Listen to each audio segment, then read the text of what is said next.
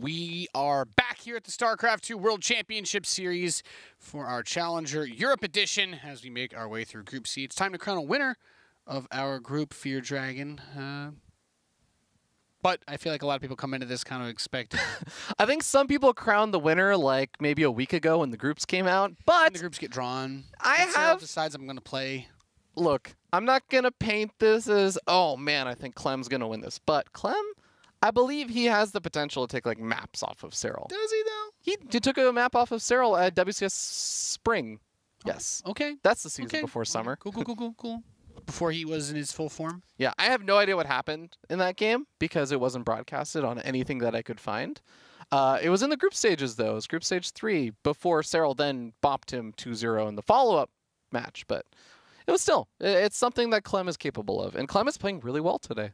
Yeah, well, his first series was really, really well against Lambeau. Serral will certainly have had his eyes on that match, though.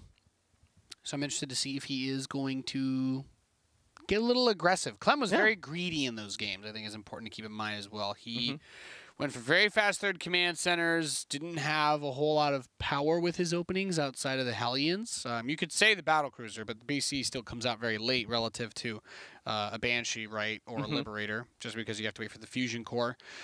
Let's find out. It's time for the winner's match. Who's going to make it out in first place? Most anybody would say, if you have a sane mind, that it's this man in the southeast, the red Zerg player known as Serral.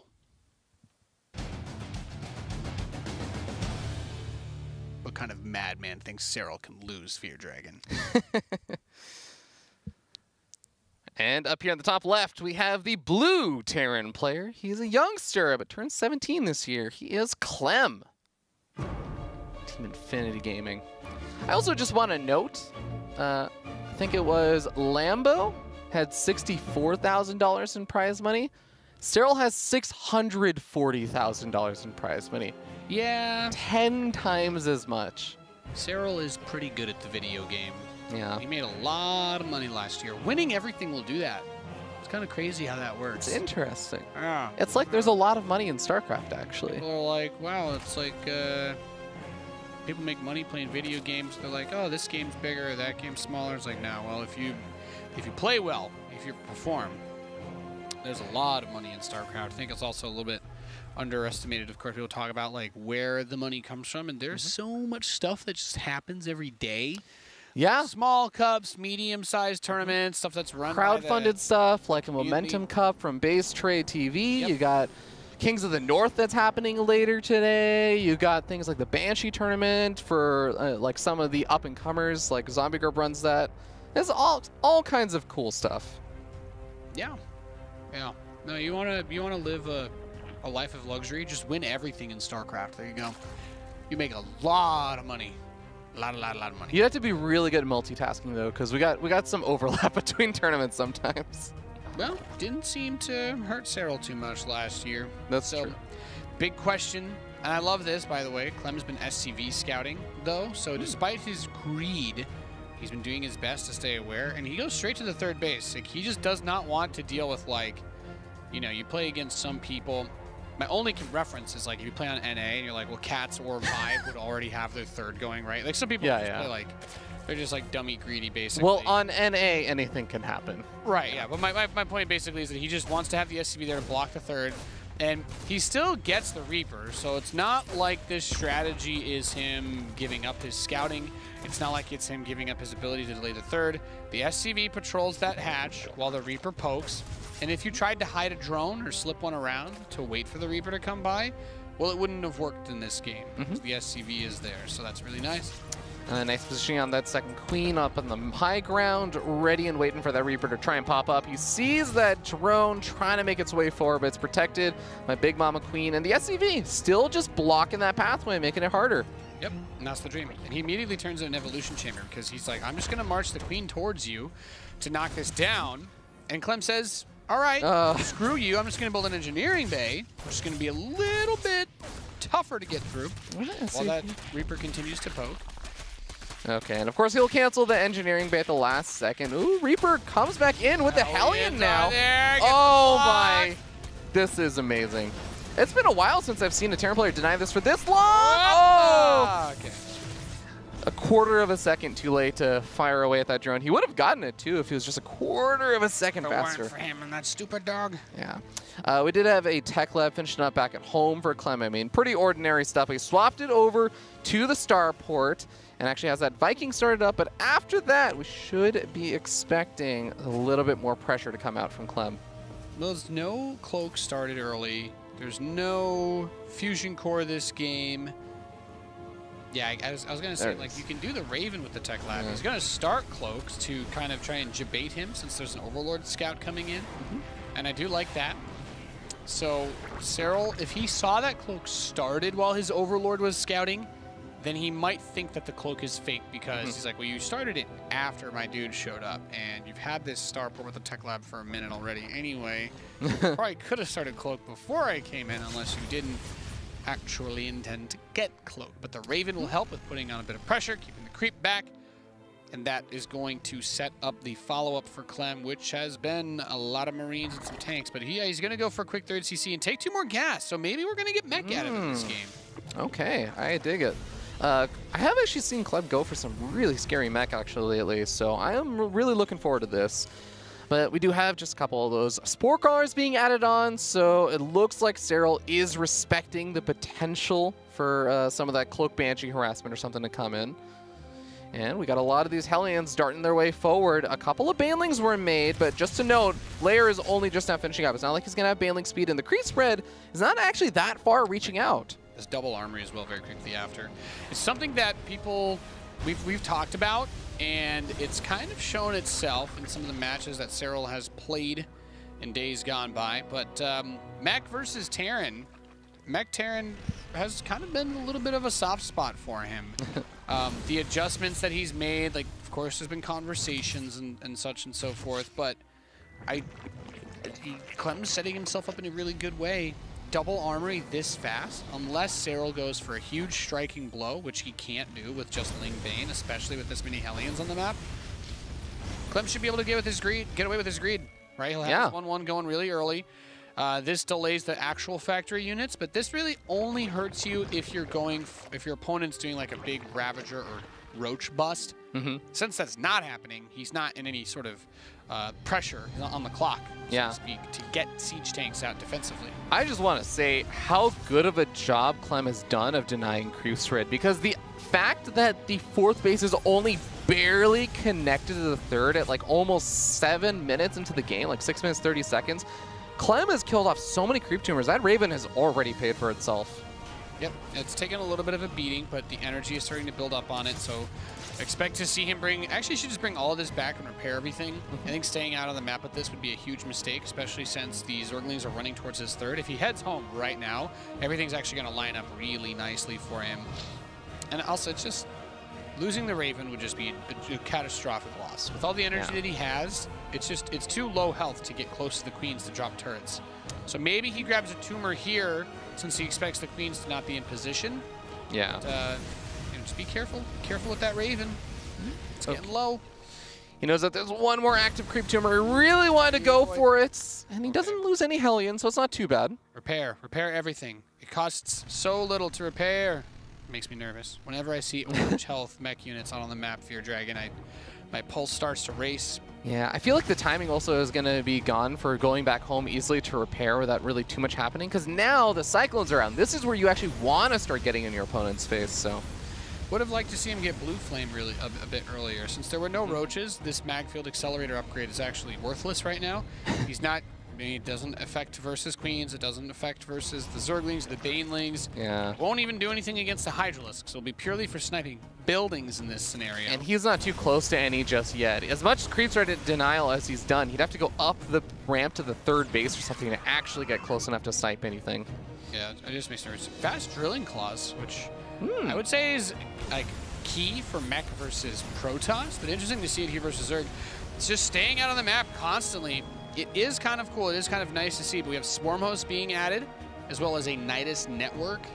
This is where it starts to get tricky, because if you lose this, he's grown a large number of Hellions, he's got some Cyclones, but it's all kind of getting bruised and battered. If he's able to catch this and kill this this little bit on the field, the Swarm hosts are going to have a field day against this army. Yeah, and this is also going to become very control intensive for Clem, which I have to commend him on. He's actually pretty good with his control. Well, he's done phenomenally. Yeah. He's lost 1 unit this game. Yeah, the big thing here is that if he is out on the map with his units and then that Nidus Worm comes on in, he is suddenly going to have to control 2 different fronts very, very rapidly. The Nidus Worm is coming down just south of his natural expansion, so that is going to be able to allow the Swarmos to unload right there, send a big wave of Locusts over his natural. He's going to have to pull back those units, try and keep that command center alive, not lose too many SCVs while still continuing to pressure. The Viking flies over this Nidus, which is really important. The Nidus is, versus siege tank-based mech, Nidus is really strong. It's actually brilliant that these Marines come over here because they're completely worthless with this army. So trading out the Marines for the Wave of Locust is really big, and now he'll have the awareness. But without creep spread, Swarm hosts kind of suck, and they're not good versus Cyclone Hellion unless you can get right on top of them. And even then, the Hellions generally do very well. But he's got, since he's kept the creep spread back so far, the Widow Mines have the potential to be really useful here. And a ton of Banelings just crash into Cyclones. Yeah, and not only that, he sniped off the other Nidus Worm and also gets the Planetary Fortress set up. Serral is actually having a hard time getting a lot of damage on over here, but the Swarmos do manage to unload another round of Locusts that head over to the natural expansion. That one Nidus Worm below it didn't really get sniped off, but here are all the Hellions. There's too many Hellions. This shouldn't really be. Oh, he's going to go after Cyclones? I mean, the Cyclone count is dropped now. Hellions are good units, man. If you're playing, seriously, Siege, like, unless the Terran is building a ton of Siege tanks, or you really blindside them, like, the Swarm host just, like, what he's trying to do, and the reason why this could still work is because he's Serral. He's trying to go on both sides very aggressively, but that whole wave of Locust is going to grab him a Widow Mine. I'd still like to see him repair. A lot of his units are getting a bit beat up. The control has been good thus far, however. He hasn't been punished for this, but his army's at about half the hit points it should be. Yeah. Serral is also expanding behind this. He's getting up upgrades. Ooh, Raven does end up falling over there to the Hydras, and the Banelings, oh, really nice spread and split over there from Clem. Oh, take some hits at the end. Yeah, I got mixed thoughts about it. I'm just going to say again, like, because this game has been so active and non-stop, there hasn't been time to go for repairs or whatnot. It's just, I always try to point out that it's a thing that can really add up over the course of a game. For anybody that's unfamiliar, repairing a unit from 1 hit point to full costs 25% of the unit's cost. So it is always worth it to repair unless you're literally going to suicide the unit for free. At which point, why are you playing the game? Well, the one thing I am a little bit, like, I guess perturbed by is the fact that since the beginning, really, Clem did a great job with the creep spread denial, but usually with this kind of army composition that Clem is going for in this mech composition, you're usually very in your opponent's face. I feel like the last 4 to 5 minutes, thanks to the Nidus Worms with the Swarmos, Clem has been entirely on the defensive, and I do feel like Serral behind all this. We haven't really gotten a lot of shots of it, but he's just kind of macroing like a madman behind everything. Yeah, this preemptive Locust Wave release is interesting because it doesn't have the ability to do a whole lot of damage to the infrastructure since it'll time out by the time it really reaches this PF, but it does try to catch the army, which I like. It's going to eat some of the shots. One volley gets off. The Banelings come crashing through. He's got so many resources right now, and it's a weird thing because Cyclone Hellion is it's a bit of a thick army. He has 84 SCVs, which is a bit more than he needs, so it's kind of limiting how big his army can actually be. But now the transition into Liberators is what I really like to see. Very strong. 3-3 is about to be done, so a lot of things nicely managed over here by Clem. And really the biggest thing that you're usually worried about when you're playing any sort of Cyclone Hellion mech is Vipers coming out fast with Hydras and just picking everything off. But since this game has been so weird, we have never really reached that position, and it's just kind of turning into a game of dealing with Swarm hosts. Okay, well, we got another round of these Locusts coming into the natural expansion. At the same time, a Nidus Worm was going up on the top right-hand side, and even though it was spotted, the Cyclone, who's even actually patrolling near it, didn't quite auto-lock onto it, so the Nidus Worm is going to finish up. These Locusts getting a couple additional units, and looks like a few drones also went down somewhere. I'm not sure where. Yep. Only a few. Ah, there's the Liberator. And this is when this player starts to Spire. There we go. Spire boots up. Liberator range forces air. You absolutely have to have air. Now these units are going to come up. He should be able to kill all this. Yeah, this is gonna go down. Really this is nice not a great fight for Serral right there. Serral is still rich. He's gonna build a bajillion Zerglings, but he lost all of his infestors too, though. That kind of hurts. Yeah, he only had one, but oh, okay. A fungal would have been nice. Yeah. Sure. All right, we got some more locusts coming forward. He's repairing the planetary fortress at least. Cyclone with 1 health. It's not going to be long for this world. Fine, it's got 2 health. Fine, okay. With perfect micronates. Just makes you nervous. I'm the bad player because I'm like, I'm going to stop attacking for a moment to repair my stuff, but he's got the money. I guess it's like whatever, right? If him being so aggressive by not repairing gives him the resources to keep replacing more efficiently, then there is an argument to be made there. These liberators at range, disgusting. Yeah, doing a really, really nice job, being very annoying. The Greater Spire is on the way. So Serral's preparing for those Brood Lords, but he still needs to maybe get some Corruptors, deal with those Liberators. Bailey's chasing away at these Cyclones, but the Planetary Fortress finishes up. It's going to be a great defensive position, even versus the Locust. Yeah, that Liberator splash actually really helps deal with the Locust waves as well. Banelings are going to come crashing through. Planetary Fortress gets knocked down. Bit unfortunate there. He's got a lot more command centers where that came from, though. So it's not necessarily even just going to be that the base will be denied for that long. It's the fact that it does take a while to set up a planetary fortress there. And that's a very central location. You'd love to have a nice planetary fortress defensive place to pull back to. Yep. The Spore Crawler hitting that Liberator doesn't look like he's going to unsiege it, so it will die. And Greater Spire is going to be done soon. We didn't see him actually build Corruptors to deal with this. Now one Corruptor starts. A lot more Banelings on the way as well. I mean, Serral's still actually been able to keep up a pretty good bank this entire time. His mining has been impeccable. And, I mean, just denying that central base again from Clem, that 5th base, or I guess the 6th base not going up. You're starting to see that he is falling a little, not super far behind, but just a little bit behind on the mineral income. This usage of Nidus is stellar from Serral. This really is the absolute best way that he could use it against this army, because the Swarm Hosts, they're not doing what, like, you know, when you ask someone like, oh yeah, what's the force of a Swarm Host? Like, well, Swarm Host just delete mech. It's like, no, not this style of mech, right? Yeah. And we've seen that here. The only reason why Serral hasn't died is actually because he's been Nidusing so much that it's very hard for Clem to move across the map. Yeah. And he's been able to start to get the creeper on his bases, which means those speed banes, well, they crash into Cyclone Heli and they're going to do a lot of damage. And it really only takes one good wave from Serral where he's not looking. Right clicks on a planetary, boom, dead, orbital dead, like anything that it hits is just going to die. And these 3 Cyclones, yeah, he's like, oh yeah. Yeah. I'll trade a wave of Locust for 3 Cyclones. Boom. I think the thing I love the most about how Serral has been playing this is, even though there have been some really nice moves from Clem, I think Clem's biggest strength, I mean, this is true for a lot of Terran players, but especially Clem, is just continuously building momentum with attack after attack after attack, just non-stop being in your opponent's face. He has not been the one on the attack for almost the entirety of this game. He has been the one on the defensive this entire time. I love that he's been able to set up a couple of Liberators here and there, but now that the Corruptors are coming out, a lot of that harassment is going to have a harder time when Serral notices that his Corruptor is slightly off from attacking that Liberator. Yeah. I mean, he's been wanting to attack. This game has literally just been non-stop action since the first group of Hellions. It's almost all been Serral controlling the action. Yep. Building armor would be a good upgrade to get in this situation. I'd even say with how much the planetaries have had to fight, I'd like to see him get turret range in there a little bit more fast too. But it's just absurd, actually, how he's just building Nidus farms non-stop. Yeah. How many? Okay, let me count how many Nidus Swarms have gone down so far. 13 Nidus Swarms, and soon going to be 14.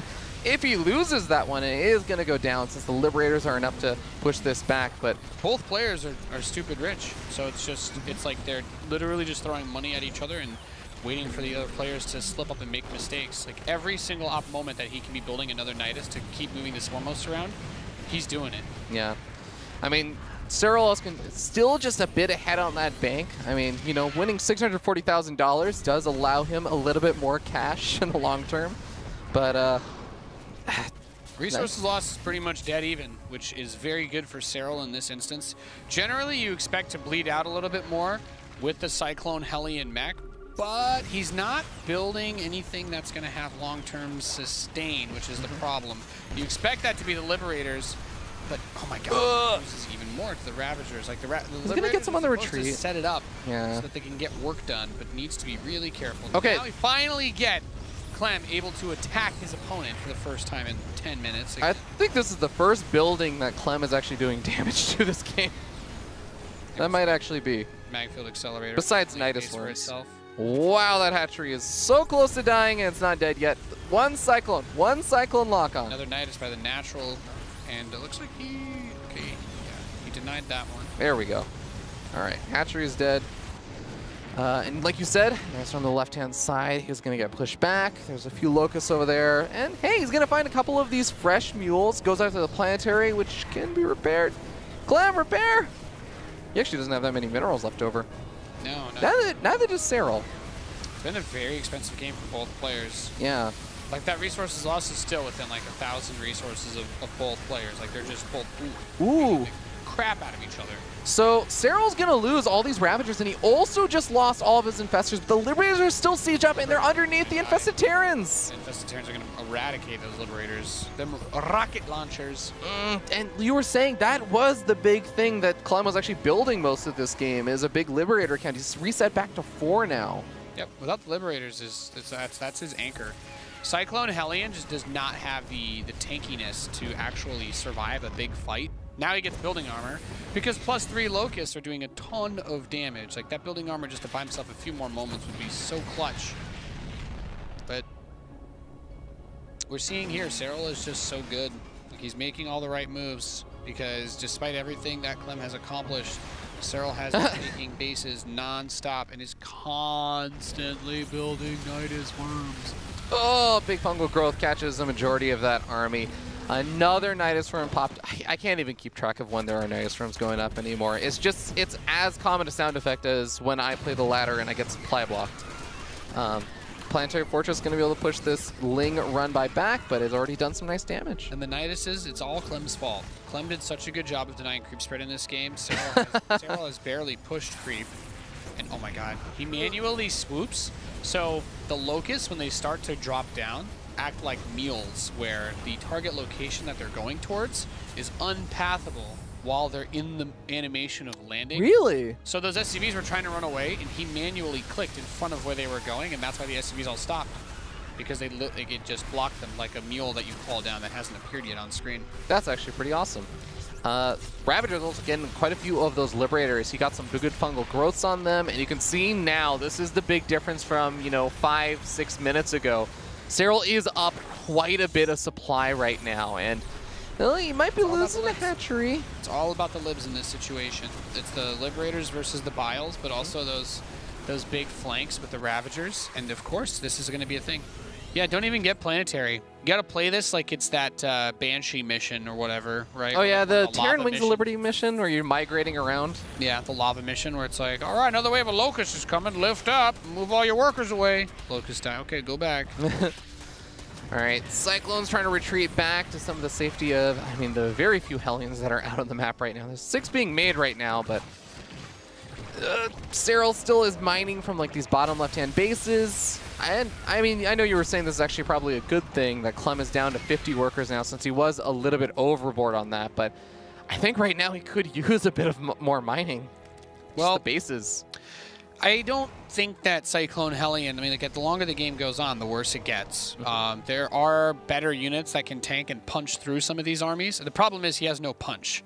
There's nothing here that's going to crack this force and give him his footing outside of the Liberators. But he's trying to use the Liberators for harass as well as defense, and trying to fight the army.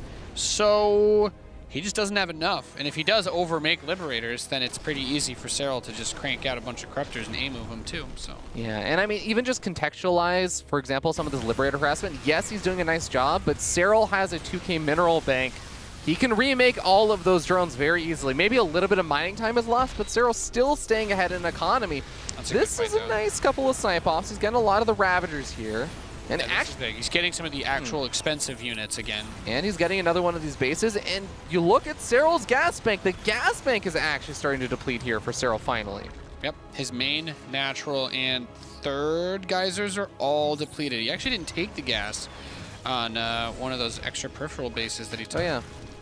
is he not mining gas? He's actually, no, yeah, all his geysers he was mining are mined out. Oh, okay. He's literally not mining any gas. Hopefully Serral realizes that at some point because he wants more. He's got extractors going now that are starting, but that's like a really funny thing because this game has been such nonstop action. You're like, are we in the end game? Do you think that mid-game armies? Maybe that is the time bought though for Clem that he needs to actually start putting more pressure on, because if there is this big period of time where Serral isn't able to remake a lot of those gas units for a little bit, Clem has an opportunity maybe to push forward. I mean, I guess Serral's actually still maxed out, though. He's still got all the Swarmos and everything. He's still able to put pressure on. Yeah, and now that he took the rest of his gas, his gas income is looking pretty good. It's just hard. This is a really hard army to kill your opponent with unless they really screw up. And, you know, 1 or 2 fungals makes a huge impact like we're seeing there. Desupply says a lot about this. Although the Swarm hosts are kind of dead supply when they're not, you know, literally using the Locust on something. So that's another thing that kind of keeps this game from ending. Is Serral cannot actually build an army big enough to crack him. He's just trying to get a big opportunity to like kill a base or 2 with the Swarm host, and he's done a very good job with that. Yeah, this top right-hand base has had such a hard time getting up, though. And I think that is where we're going to start to see Clem start to fall apart. Every single time those Locusts come into one of those bases, he has to delay all of his mining, and half the time he also has to lift up the command center and takes a little bit of APM. He loses some more SCVs here and there. There's another lift up. It's just, Clem is not really mining very healthily, and he's having a really hard time replacing things. Yeah. Well, it really just, that is all comes down to the tenacity of Serral. Like, Swarm hosts should not ever do this well versus like Cyclone Hellion based mech as a Terran. You're like, okay, I'll clear the wave when I max out and attack. Clem hasn't been maxed. I think he peaked at like 190 supply this game, but he just can't max out. Yeah. He's bleeding and trading too hard, which is not what you want to do versus a Swarm host army, because if there's this many Swarm hosts, the ideal scenario is that you get to 200 supply, you kill the wave of Locust, and then you just attack and kill your opponent because they're like missing, what, there's 14 Swarm hosts, so 14 times 3. He's missing that much supply from an actual army every time that he launches a wave of Locust to harass instead of fighting the army. Yeah, I think you phrased it really well a long time ago in this game where you said Clem is doing all the right things to stay alive in this game, but none of them will actually win him a big engagement and win him the game. Unless Serral just really ridiculously overcommits to a fight and then doesn't have a remax behind it. Yeah, because Cyclone Hellion's just not great at taking fights, but he also hasn't, like, he's not going for big endgame units either, which is why Serral hasn't killed him, because he's not building Broodlords. He's had a Greater Spire. He's got 3/2 upgrades on air, and I haven't even seen the Corruptors. They're like kind of flying around denying Limb Harass, but he's content to play this style and not transition into anything else. I mean, he's just been on Ravager, Baneling, like Lingbane Ravager with a couple of Infestors and the Swarm Host all game. That's working for him. He's going to get a lot more damage onto this Orbital. Goodbye. He doesn't lift in time. Finally misses it. Yeah. That's one more base down. I mean, he's got some spare Orbitals to lift off. Yeah, this is... I don't really know what to say, to be honest. This Nidus Worms kept popping up so much that really Clem's only option is kind of to just suicide a base or 2 to a Locust counterattack and try to attack. But he still never built an army that could try to attack. Like, if you could anchor it down with like 6 or 7 Thors and then have everything else support that, something that can actually eat a few shots, and like you know, leave up front to maybe tank Banelings and force Serral to micro more, perhaps. But this trading game is just not working with how efficiently and how quickly Serral just keeps attacking. Every single moment, it's like, oh yeah, I'm just gonna keep hitting you on that base. Oh, another Nidus on the other side. Nidus here, Nidus there. Good luck, good luck ever moving out in a meaningful way. And to clarify, that kind of like, stacking a base to try and get one of Serral bases, that is something that you can do earlier on, not now. No. GG, Serral does take the game there and goes up 1-0 in this winner's match. That was really well done. The Swarm Host. So the thing is, you want to try and attack. You want to try and get a maxed army and push. But initially, Clem played big eco. He was really greedy, but a lot of command centers, 85 SCVs. He can't max out on a giant army with that. He was intending to trade. And that can work if the Zerg has a window where they're going for Broodlords or Ultralisks or literally making any tech switch. But Serral did not do that. Once he got to his Ravager Ling Bane, he stuck on it. We did see a few Infestors squeezed out. He only built the Spire because he had to deal with the Liberators. And, you know, at that point, when you're that far into the game, you should have all the tech available to you. But it just came down to he was never able to punish the fact that there were Swarm Hosts in the field. Swarm Hosts not good versus that army. We didn't see the Swarm Host make a bunch of devastating plays. The Swarm Host just wore at him, and the only reason that he got value out of them was because he never lost them because he just constantly had the Nidus Swarms going. So if you cannot build a big army and get that like 120, 130 army supply, and in some cases, right, it's Terran, you can get up to like 150 army supply, he was never able to get over like 100 even in that game. So you're suddenly fighting with an even army every time you fight the Zerg, except they also have Swarm Hosts. At that point, the Swarm Hosts are a real accessory rather than a hindrance to the army count. Because are you going to counterattack with Cyclone Hellion while you get attacked by Locust? No, there's like 40 Banelings. They will kill everything. You don't have any. You don't have tanks. Tanks are bad in that situation anyway. But like, getting some Thors to just be the front line and micro everything around them can really help. Or even trying to switch, like, you know, you got to make some sort of like transition. I don't want to say battle cruisers because I think they're about the worst thing you could go into when you don't already have them building up momentum from the start of the game, because then Serral just builds like 30 Corruptors in one production wave, and your BCs take a long time to come out. But I thought Clem played that about as well as he could for what he was trying to do, though, and it just wasn't enough. Serral was too fast. The most important thing was Nidus uptime. He lost a lot of Nidus Swarms, but when you're making that much money, it doesn't matter. And it was very methodical, right? It's not. I want to emphasize that style of making that work versus what Clem was doing with the unit composition. You're talking about the Swarm Hosts and everything for Serral. It requires very methodical, constant pressure, because the second that you let up for maybe like an extra 10, 15 seconds, that's when the Cyclones and the Hellions are able to make their way across the map before you can get out a big wave of Locusts to keep them back at home. And suddenly now you're losing bases. Suddenly now you're actually taking bad trades. So it's like you have a ball and you're juggling and you're constantly pushing on pressure with these Swarm Hosts and the Nidus Swarms. If you stop for a second, like suddenly you're getting attacked. Yeah. Clem was attacking the entire game until the Swarm Hosts came out. And the Swarm Hosts, the first wave, it did nothing. The second wave, it did nothing. But that was because he was home defending, and he killed the Nidus. It was like, great job. Oh, and then he killed like a Swarm Host. Great job. But the Nidus is on the other side of the map. Okay, we'll go over there. Oh, Nidus is starting on the other side of the map. And the only thing that, you know, it's like, well, this is a harassment-based army. This is a composition that's meant to be putting on pressure and attacking and harassing and then using Liberator zones to spread out. But you can't do that when Serral is just saying, leave your base, lose the base. And it's really hard to attack on creep against speed Banelings. So going for that composition choice as well. On the defensive side, Ravager Ling Bane is really good against Cyclone Hellion just because you cannot just attack through it, right? It's very hard. And you can't also use Hellbats at all. Like, they're completely off the table when you're dealing with Banelings like that and you don't have tanks. Yeah.